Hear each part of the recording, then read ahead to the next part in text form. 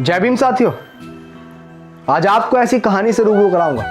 आज आपको ऐसी सच्ची कहानी से रूबरू कराऊंगा जिसको सुनकर आप ये सोचने पे मजबूर हो जाएंगे कि कैसे हमारे मसीहा ने, हमारे रहबर बाबा साहेब डॉक्टर भीमराव अंबेडकर ने व्यवस्था परिवर्तन की लड़ाई लड़ी होगी। जो कहानी मैं आपके सामने पेश करने जा रहा हूं, ये एकदम सच्ची कहानी है, किसी व्यक्ति के ऊपर बीती हुई कहानी है। ये वो कहानी है कि अगर आपके अंदर दिल होगा तो आप सोचने पे मजबूर हो जाएंगे कि कैसे बाबा साहेब ने वो जातिगत व्यवस्था को बदला होगा, वो जातिगत तंज, वो गुलामी बाबा साहेब ने कैसे छुड़ाई होगी। जरा गौर से सुनिएगा इस कहानी को और ज्यादा से ज्यादा शेयर भी कीजिएगा ताकि सभी लोगों को बाबा साहेब की सच्ची कहानी पता लगने पाए। बाबा साहेब बहुत छोटे थे। एक समय की बात है कि बाबा साहेब की उम्र मात्र 5 साल थी और बाबा साहेब जब 5 साल के थे तो बाबा साहेब की मां भीमाबाई तबीयत बहुत नासाज थी और उस छोटी सी उम्र में बाबा साहेब को उनकी मां छोड़कर चली गई। इस दुनिया से बाबा साहेब को उनकी मां छोड़कर चली गई। मात्र 5 साल की उम्र थी। आप सोचिए कि किसी बच्चे के सर से अगर मां का साया उठ जाए तो क्या वो अच्छे से अपने जीवन को जिएगा? क्या उसे वो प्यार मिल सकता है जो मां प्यार देती है? मात्र 5 साल की उम्र थी साथियों। ध्यान से सुनिएगा जो मैं कहना चाह रहा हूं। 5 साल की उम्र थी। पिता सूबेदार रामजी सकपाल जी, उनके मन में यह बात आई कि अब मेरे बेटे भीमा की उम्र हो चुकी है पढ़ाई की। शिक्षा, जिसको हम बोलते हैं कि शिक्षा जन्म सिद्ध अधिकार है, तो बाबा साहेब के पिता बाबा साहेब को एक स्कूल के अंदर दाखिला करवाने के लिए लेकर पहुंचे। स्कूल के अंदर गए, प्रिंसिपल ऑफिस में पहुंचे तो प्रिंसिपल बाबा साहेब को देखकर बहुत खुश हुआ कि बहुत छोटा सा बच्चा, गोल मटोल सा और दिखने में बहुत सुंदर था।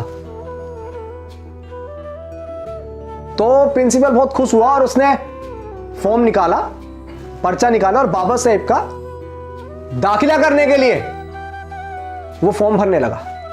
बाबा साहेब का नाम पूछा, पिता का नाम पूछा, पता पूछा, लेकिन जब पूछा फॉर्म के अंदर वो स्थान आया कि आपकी जाति क्या है, और जब बाबा साहेब के पिता ने बताया कि हम महार जाति से हैं, जब बाबा साहेब के पिता सूबेदार रामजी सकपाल जी ने बताया कि हमारी जाति जो है वो महार है, महार जाति, जिसको एक पुस्तक मनुस्मृति के अंदर शूद्र वर्ण में रखा गया, नीच जात बताया गया।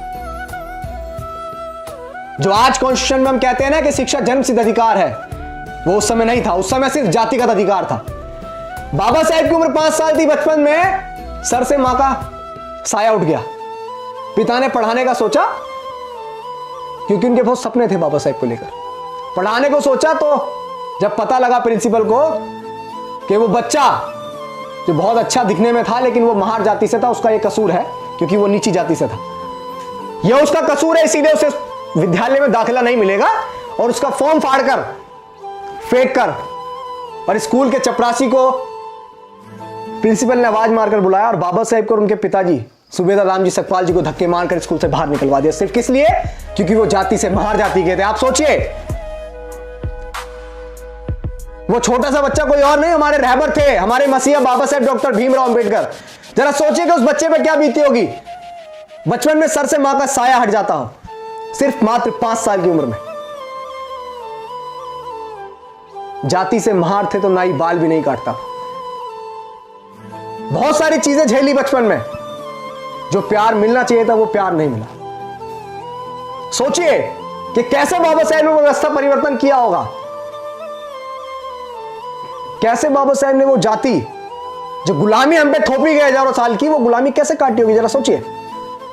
आज हम लोग अपने बच्चों को बहुत अच्छे अच्छे स्कूलों में दाखिला करवाते हैं।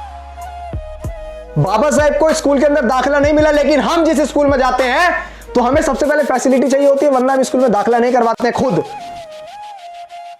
अगर स्कूल में अच्छी लाइट नहीं है तो हम नहीं पढ़ाएंगे अपने बच्चे। अगर स्कूल में एसी नहीं है, पंखे नहीं है तो हम नहीं पढ़ाएंगे। अच्छा पानी नहीं है तो हम नहीं पढ़ाएंगे। अच्छी बात है, बाबा साहेब कह के गए कि एक वक्त का खाना चाहे कम खाओ लेकिन अपने बच्चों को जरूर पढ़ाओ। वो इसीलिए क्योंकि शिक्षा का बहुत महत्व था। लेकिन वो बच्चा रुका नहीं,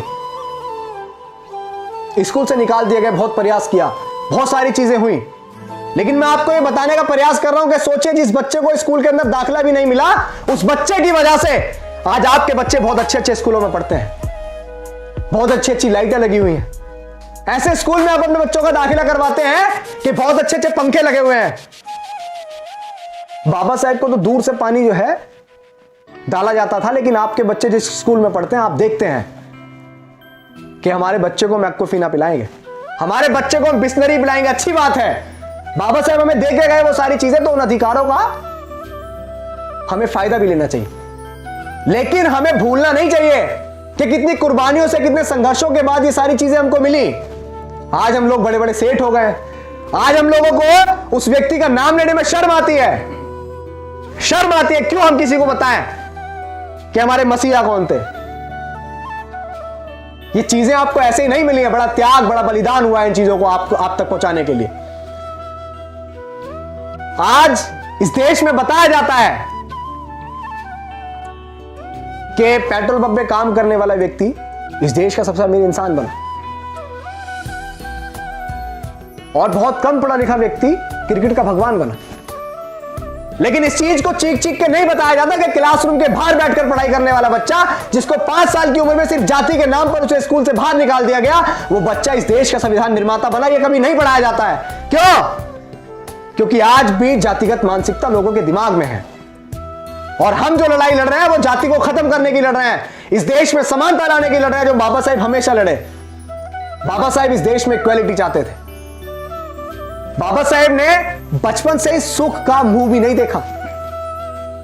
सोचिए ना, जिसके सर से मां का साया उड़ जाता हो बहुत छोटी सी उम्र में, बहुत जल्दी शादी हो गई, लेकिन समाज सेवा का ऐसा जुनून सर पे सवार था, ऐसा जुनून सर पे सवार था, वो चाहते थे कि मेरी आने वाली पीढ़ी को ये सारी चीजें भोगने को ना मिले जो वो भोग रही हैं।